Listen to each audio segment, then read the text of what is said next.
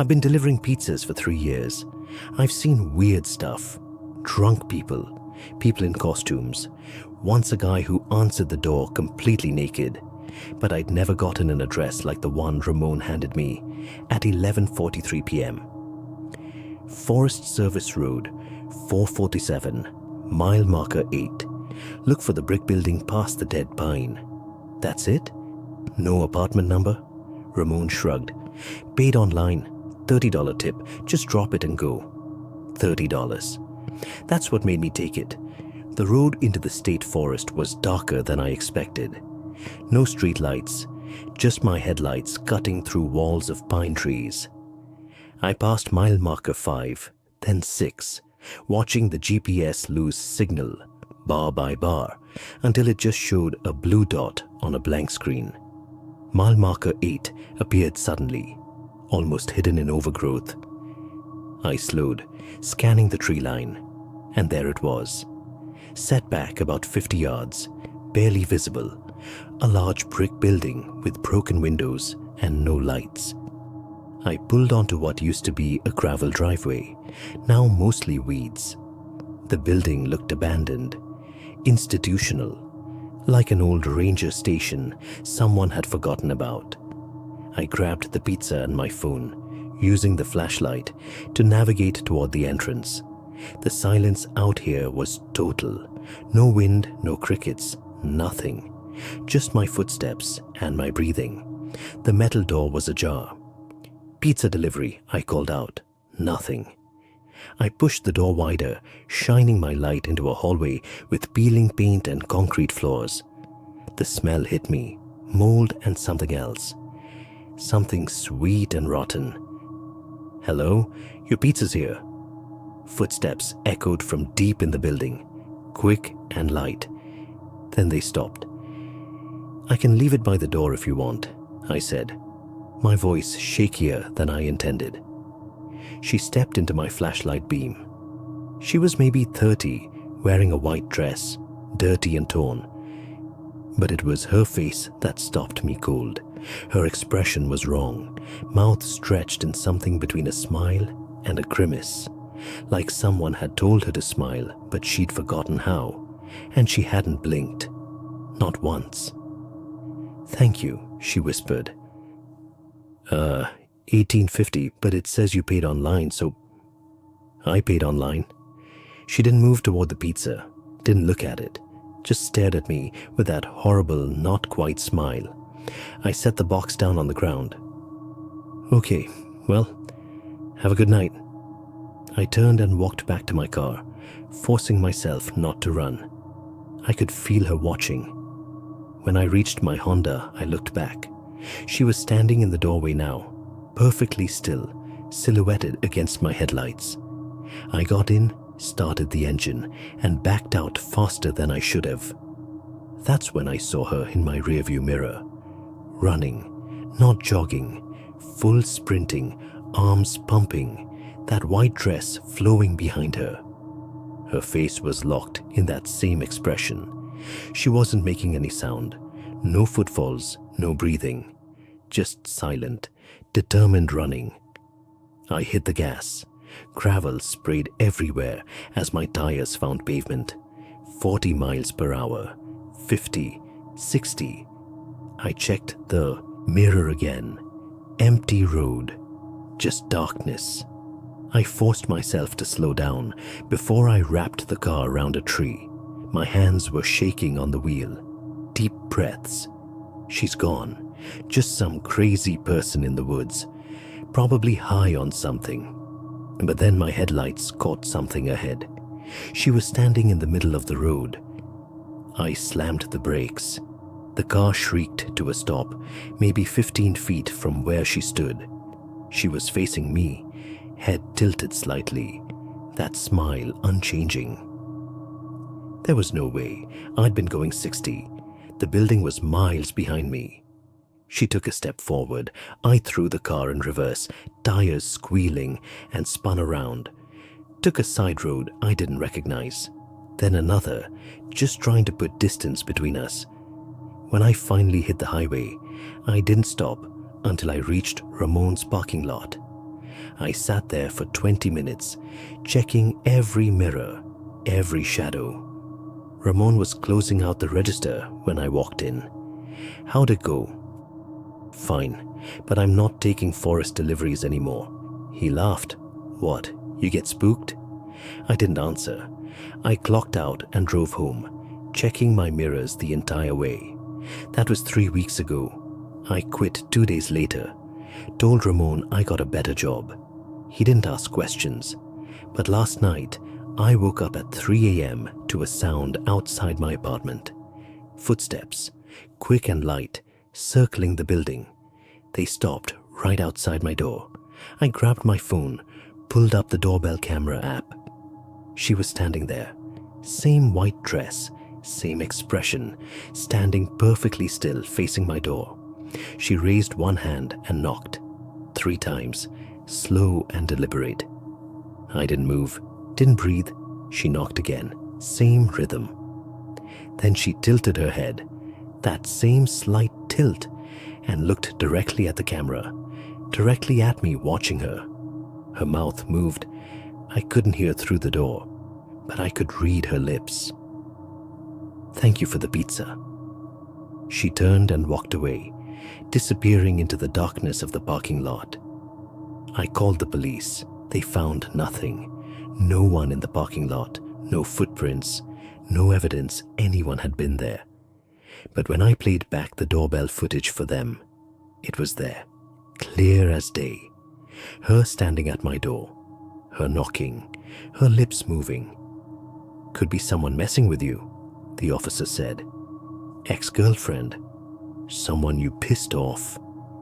I didn't tell him I'd never seen her before that delivery, that she'd run behind my car at impossible speeds, that she'd somehow appeared ahead of me on that road. I didn't tell him because I'm not sure anymore that she's a person at all. The footage is still on my phone. I've watched it maybe 100 times trying to understand. There's one detail I didn't notice the first few times. In the video, when she's standing at my door, you can see the parking lot behind her. You can see the lights, the other apartment buildings, everything. But you can't see her shadow. The motion sensor lights are on. My door light is on. But on the concrete, where her shadow should be, there's nothing. Just empty ground. I'm moving next week.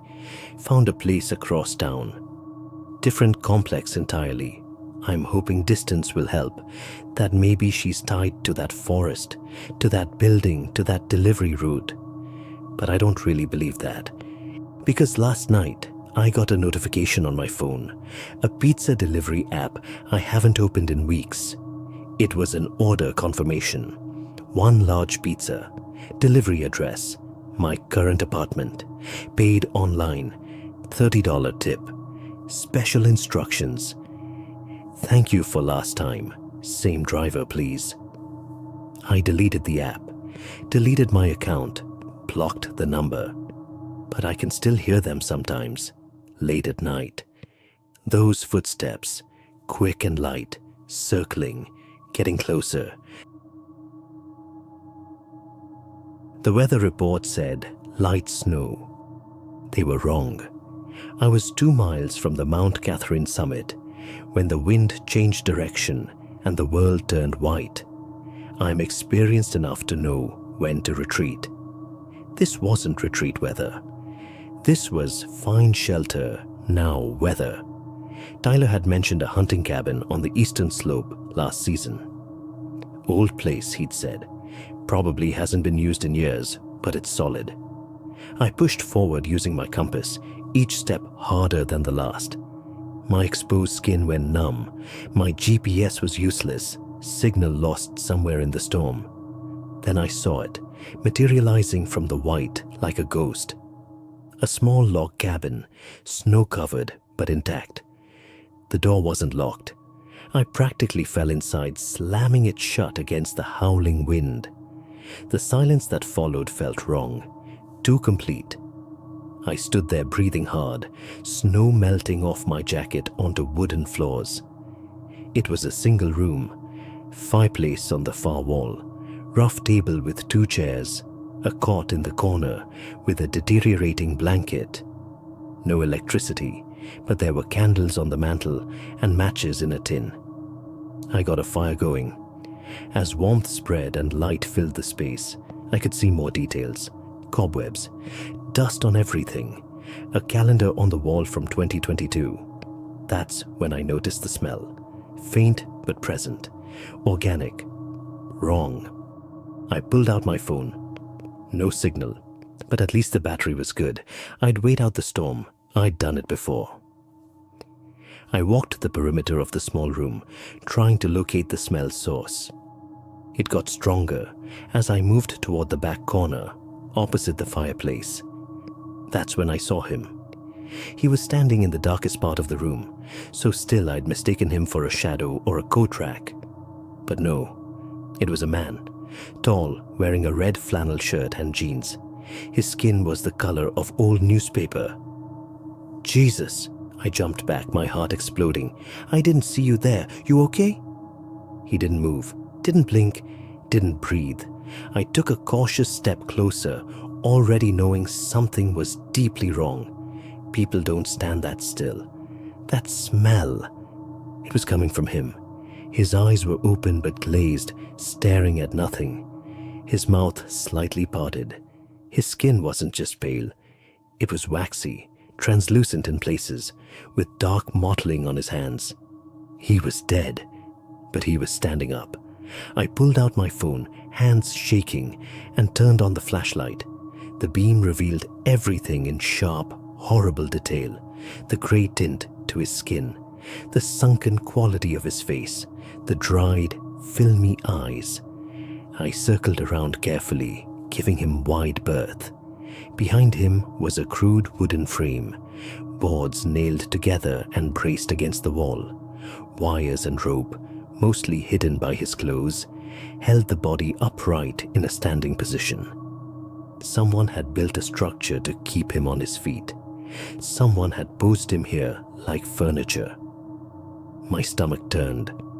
I needed to leave. Storm or no storm, I couldn't stay here with this. But the wind outside was shaking the cabin's walls. The temperature had to be well below zero. Going out there was suicide. I moved to the opposite side of the cabin, keeping the fire between us like a barrier.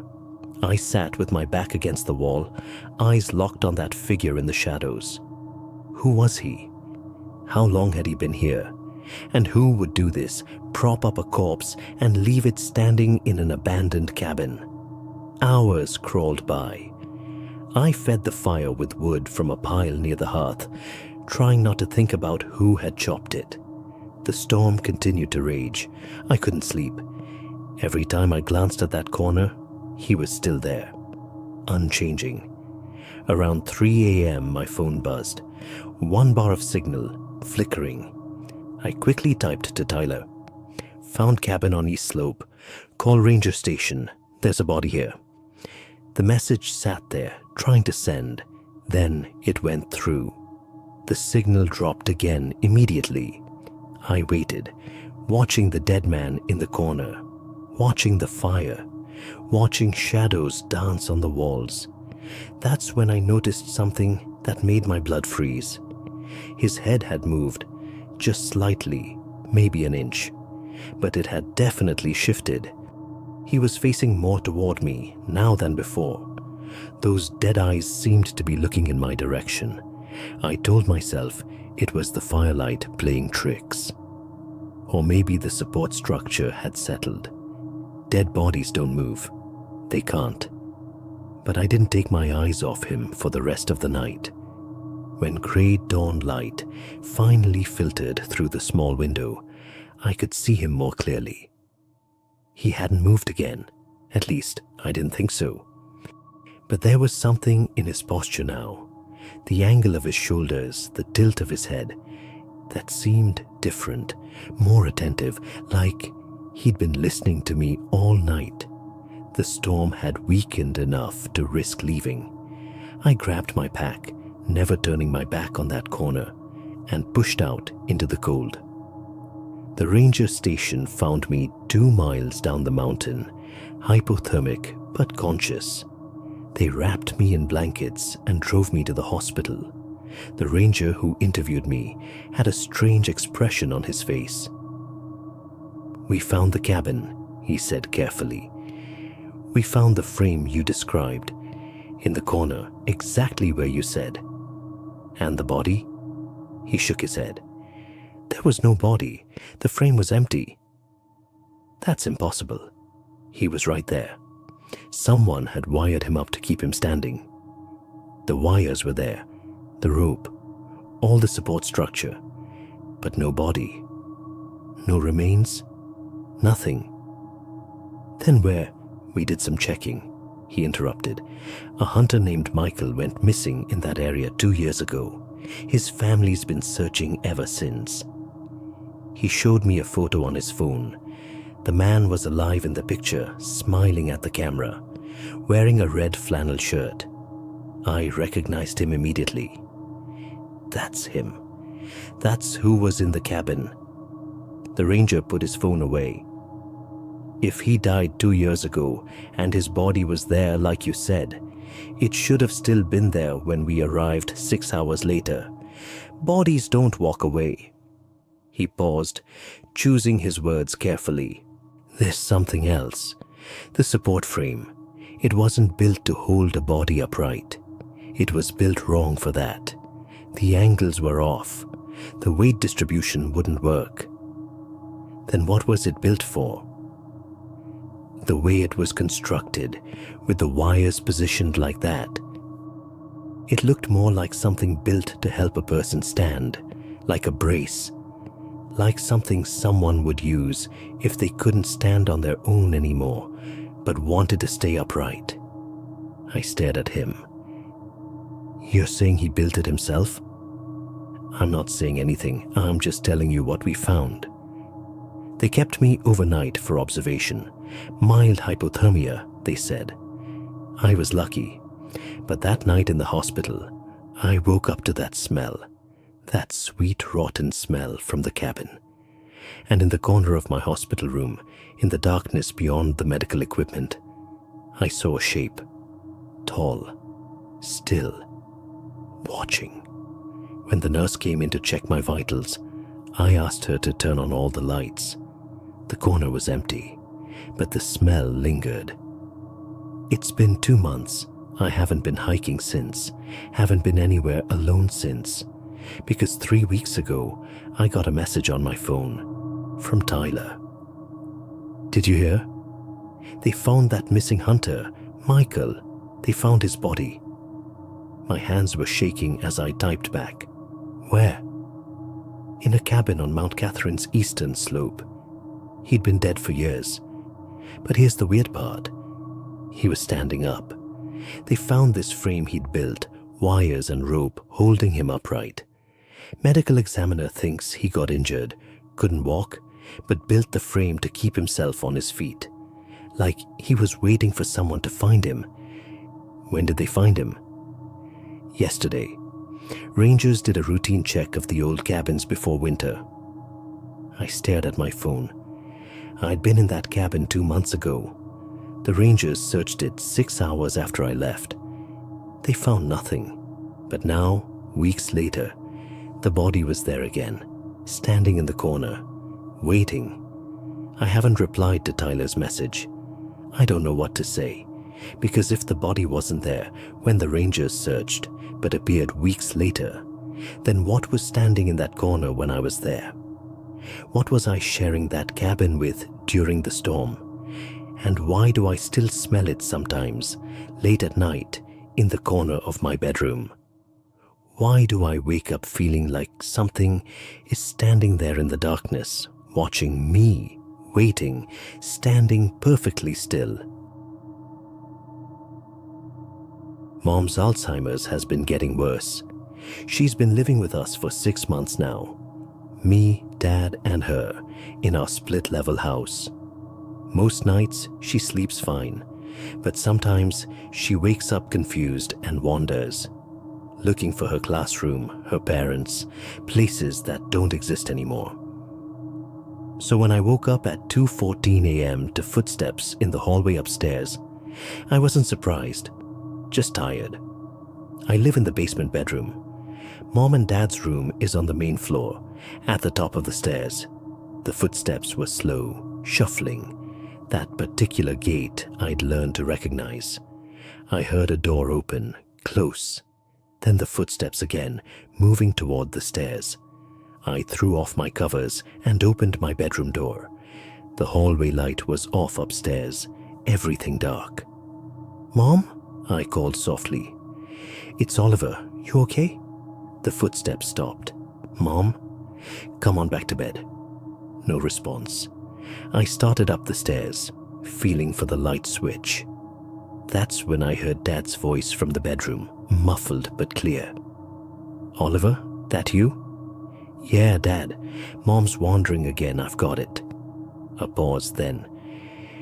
"What are you talking about?" "Your mom's right here in bed.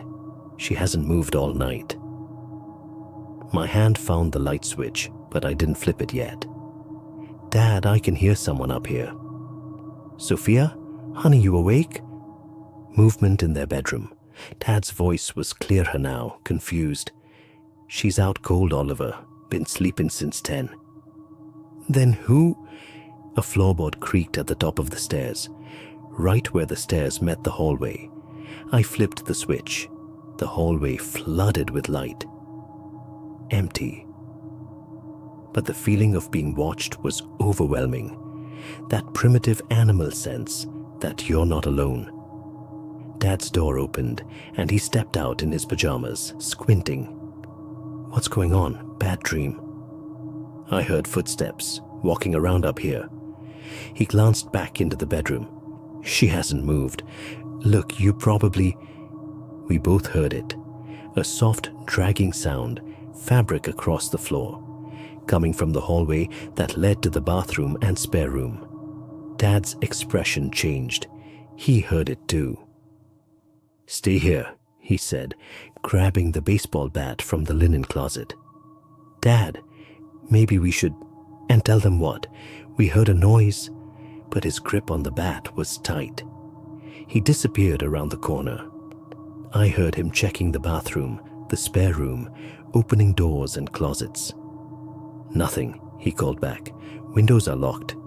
Nobody here." I was still on the stairs, halfway up, when the sensation hit me, that overwhelming feeling of being watched.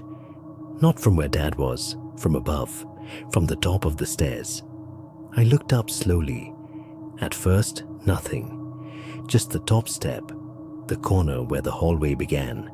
Then, so slowly it seemed impossible, something leaned out from behind the wall.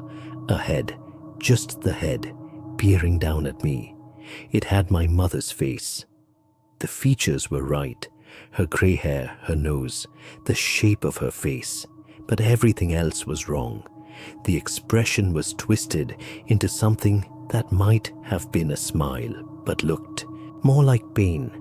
The eyes were too focused, too aware, and the angle, the head was tilted too far to the side, like the neck had no bones. It stared down at me with that horrible awareness, that impossible tilt, peering around the corner like a child playing a game. I couldn't move, couldn't breathe, couldn't scream. We locked eyes. Me frozen on the stairs, it grinning down at me with my mother's face twisted into something unrecognizable. "Oliver," Dad's voice from the hallway. "You coming up?" The head snapped back behind the wall. Gone. "Dad," my voice came out strangled. "Check on Mom, right now." Something in my tone made him move. I heard him rush to the bedroom. "Sophia, honey?" Then more urgently, "Sophia, wake up." I forced myself up the stairs. When I reached the bedroom doorway, Dad was sitting on the bed, shaking Mom's shoulder gently. She was lying on her side, facing the wall, unmoving. "She's breathing," Dad said, relief in his voice. "Just sleeping deep. See? Everything's..." "Dad," I was staring at her position. "If she's been asleep this whole time facing the wall..." "What?" She's facing away from the door, away from the hallway. She couldn't have been looking out here. His face went pale. What did you see? I couldn't tell him. Not all of it. How could I explain that I'd seen my mother's face peering at me from the darkness with that broken tilt and that terrible smile? Mom stirred then, rolling over. Her eyes fluttered open, normal and confused. What's happening? Why are you both in here? Nothing, Sophia, Dad said softly. Just thought we heard something. Go back to sleep. She looked between us, frowning, then closed her eyes. We spent an hour checking every room, every closet, every window. Nothing. No signs of entry, no explanation. Dad wanted to believe it was nothing. Shadows, stress. I could see him trying to convince himself. I moved out 2 weeks later, found a studio apartment across town, told them I needed my own space, that it was time. But that's not why I left. I left because it happened again. 3 nights after that first incident, I woke to footsteps, came upstairs, found Dad in the hallway, confused because Mom was asleep in bed. And when I looked up at the top of the stairs, it was there again. But this time, there were 2 heads, both with my mother's face, both tilted at that impossible angle, both peering around the corner at me, both smiling. I didn't tell Dad what I saw. I just said I thought I saw a shadow, and we should get the house checked for carbon monoxide. We did. Everything came back normal. That's when I knew I had to leave. Because the 3rd time it happened, the night before I moved out, there were 3 heads, 3 versions of my mother's face, stacked vertically along the wall, all peering around the corner, all tilted wrong, all watching me with that terrible awareness. And the bottom one whispered something. I couldn't hear the words, but I could read its lips. Oliver, come upstairs. I don't go back to the house anymore. I call Dad every few days. He says Mom's getting worse. They're looking at memory care facilities. He never mentions the footsteps, and I never tell him what I know. That whatever is in that house, it's learning. It started with 1, then 2, then 3. Last week, Dad sent me a photo, Mom at her doctor's appointment, smiling at the camera. But in the background, reflected in the glass of a picture frame on the wall, I can see them. 7 heads, all with her face, all tilted at that wrong angle, all watching the camera, all smiling. I called Dad immediately. How's Mom doing? She's good, he said, but his voice sounded tired, strained. She's been sleeping a lot lately. Sometimes I wake up and she's not in bed, but when I look for her, she's back in bed again, like she was never gone. Dad, maybe you should... I'm handling it, Oliver. We're fine. But I could hear something in the background. Footsteps, multiple sets, walking in different rooms. Dad, what's that noise? What noise? I don't hear anything. The footsteps continued. I could hear them clearly through the phone. Dad, get out of the house. Oliver, you're being paranoid. Your mother's right here sleeping. Everything's... The line went dead. I tried calling back. No answer. I drove there. Took me 40 minutes. The whole way I told myself everything was fine. Dad probably just lost signal. Phone died. Something normal. But when I pulled up to the house, every light was on. And in every window, the living room, the kitchen, the bedrooms, the bathroom, I could see them. Heads, dozens of them, all with my mother's face, all pressed against the glass, all watching my car, all tilted at that impossible angle, all smiling. I didn't go inside. I called the police from my car. They found Dad and Mom both asleep in their bed, safe, unharmed. They found nothing else. Your father says you've been under a lot of stress, the officer told me. Maybe you should talk to someone. Maybe I should, but I know what I saw. And I know that when I dream now, I'm standing at the bottom of those stairs again, looking up. And there are too many heads to count now, all peering down at me, all whispering the same thing. Oliver, come upstairs. Come see your mother. And one day, I'm afraid I will. Dad's conference in Denver meant it was just me and Mom for 4 days. Nothing unusual. We've done this routine my whole life. Thursday night, she made spaghetti. We ate watching some cooking show she likes. Everything normal. Around 9, I was upstairs doing calculus homework when her voice came from downstairs. Chris, can you come down here for a second? Yeah, just finishing this problem. Chris, can you come down here for a second? I stopped writing. The exact same inflection, the exact same rhythm, word for word, identical. Chris, can you come down here for a second? I saved my work and headed downstairs. The living room was empty, TV still on but muted, kitchen dark. Mom, where are you? Chris, can you come down here for a second? The basement door was open. The voice was coming from down there. That same exact phrase, in that same exact tone.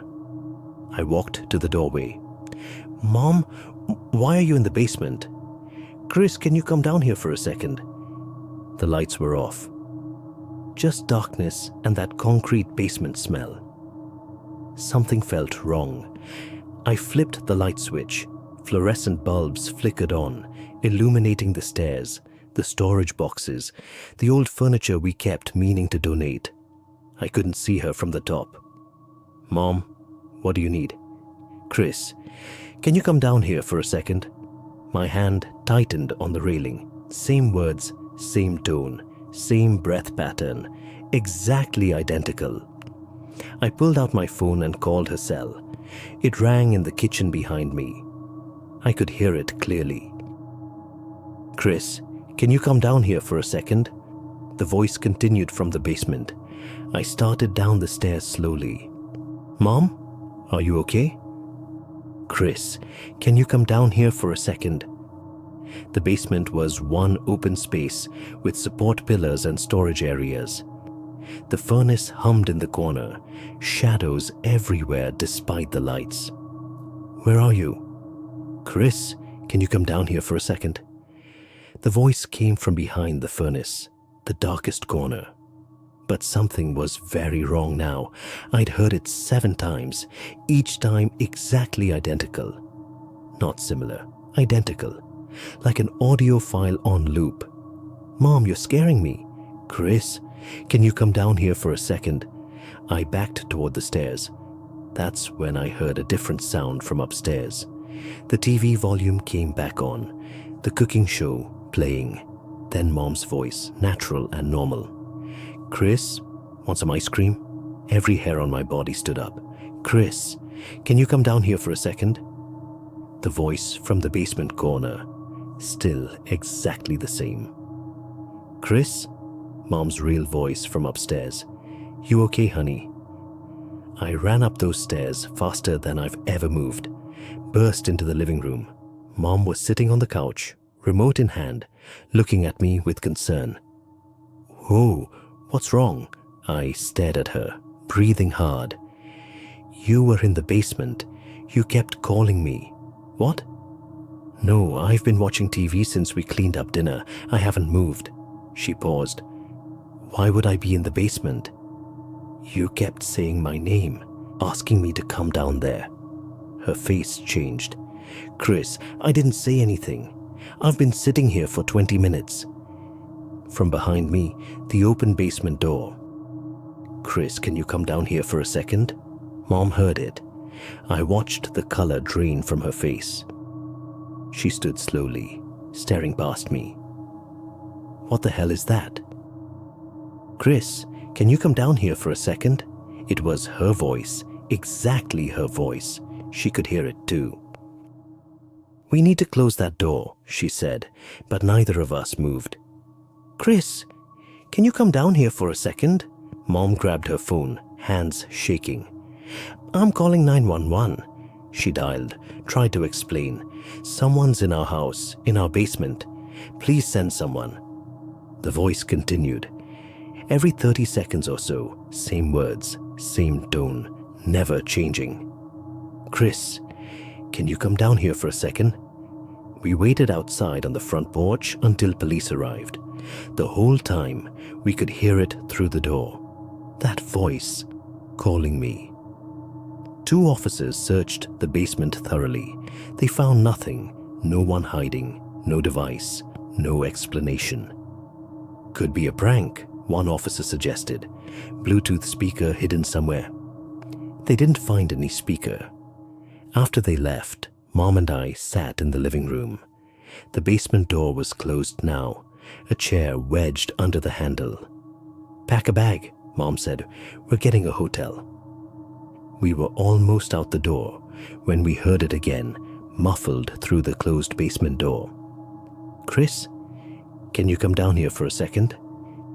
We drove to a Holiday Inn, stayed there until Dad got home Friday night. We told him everything. He went into the basement himself, spent an hour down there. Nothing, just silence. It never happened again, but that's not the end of it. 2 weeks later, I woke up at 3 a.m. to my phone buzzing. A text from Mom.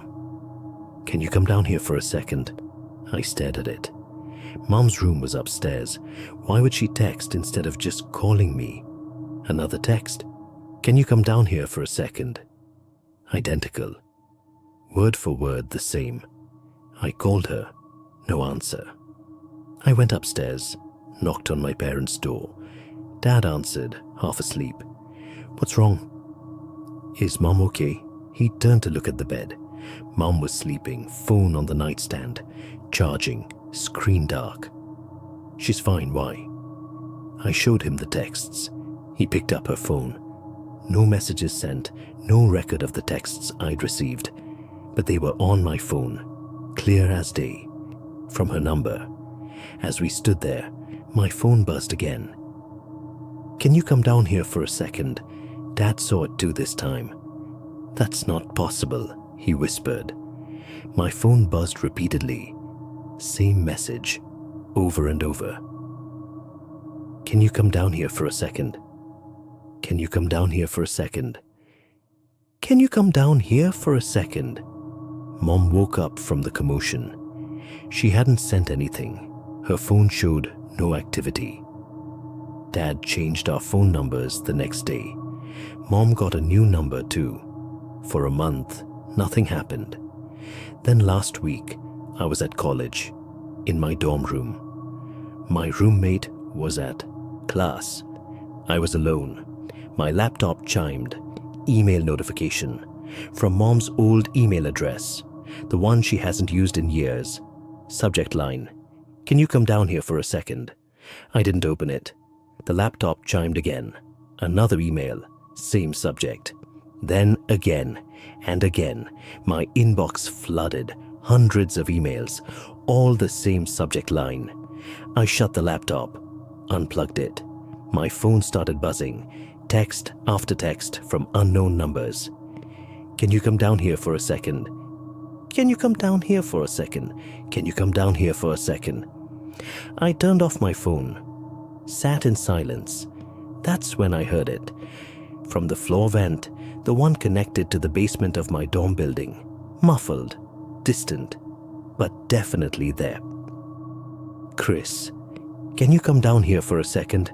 My mother's voice, rising up from the basement below. I left the dorm, went to the library, stayed there until my roommate got back. I haven't been alone since, because I know now that it doesn't matter where I go. It's not tied to my house, not tied to that basement. It's tied to me, and it's patient. It calls from basements, from vents, from phones and computers. Always the same message. Always my mother's voice. Always asking me to come down. And I know that one day I'm going to be somewhere alone and I'm going to hear it again. And one day I'm going to be tired enough, distracted enough that I'll forget. I'll forget that it's not really her. And I'll go. I'll walk down into whatever basement is calling me. And I don't think I'll come back up. Because whatever is using her voice, whatever learned to mimic it perfectly, has been waiting, calling, patient. And it knows that eventually everyone answers when their mother calls, even when they shouldn't, even when they know better, even when they know it's not really her. Eventually, everyone goes down to the basement. And I think my time is running out.